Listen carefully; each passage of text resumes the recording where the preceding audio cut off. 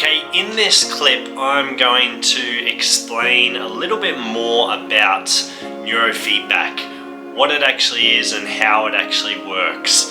And what it actually looks like doing neurofeedback. So what we're essentially doing is training specific areas of the brain to regulate more efficiently. So when you come in for an initial assessment, we do what's called a SQEEG, or a sequential quantitative electroencephalogram. It is essentially just a brain map. So we can actually measure specific regions of the brain and see any imbalances that may be occurring. Now, when we actually see those imbalances, they may be very overactive or underactive, and dependent on the region of the brain will then tie into certain conditions.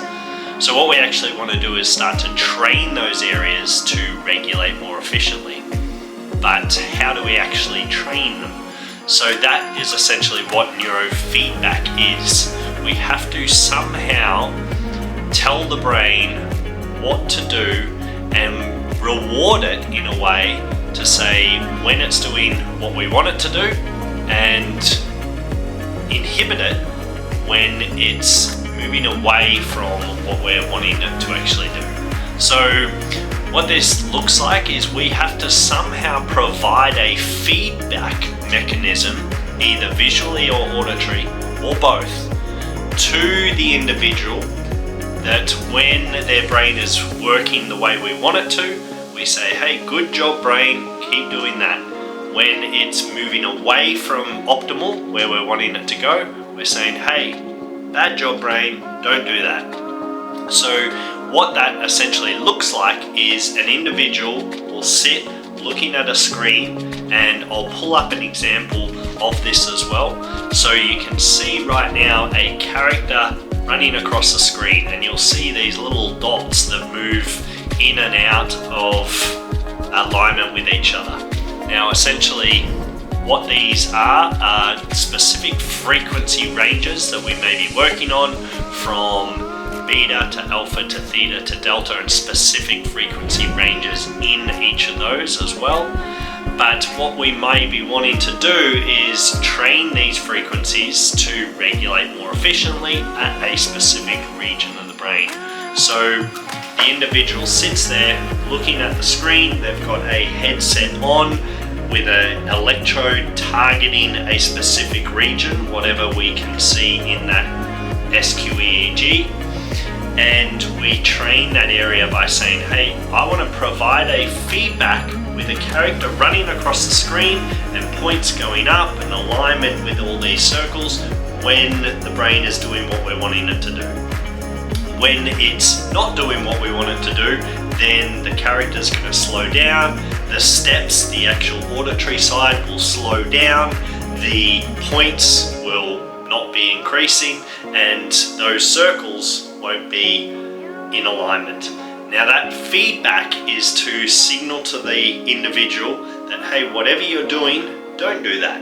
So it's correcting itself constantly, and this correction is really solidifying a network to become more and more pronounced in the brain. So what we're essentially doing is training these networks to become more and more efficient. So to give you a practical example, things like ADHD, we see a lot of slow wave activity across the frontal area of the brain, and not a lot of faster frequencies around 12 to 15 hertz at the front of the brain. So what we essentially want to do is reward by a character moving across the screen when, let's say, frequencies 12 to 15 are increasing in the frontal area, and inhibit these slower waves such as 4 to 7 hertz in theta band across the frontal area of the brain. So this would be the character slowing down when either the theta is increasing and beta is decreasing, or the character speeding up when theta is decreasing and beta is increasing. So this essentially is really going to train the brain consistently to put itself into this frequency range. Now what that means for that individual is they're training their brain to become more focused, concentrate, and attention. Memory will also increase as well across this sort of region of the brain as well.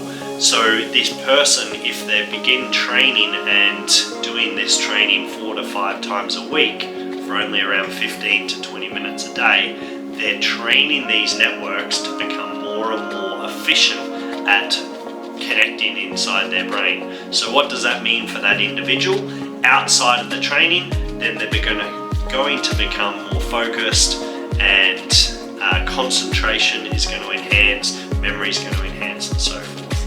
Now, this isn't just for ADHD, it could be for anxiety, depression, even certain TBIs or traumatic brain injuries, autism, and so forth. So really, anything neurologically that's going on in the brain, we can have some sort of effect on it with neurofeedback. And it is a fascinating field. I encourage all my participants we start off with the essential QEEG, and that is going to highlight those imbalances at those certain regions, and then we take step-by-step procedures to actually train those areas to regulate more efficiently. So thank you for your time, and hopefully that explains a little bit about neurofeedback.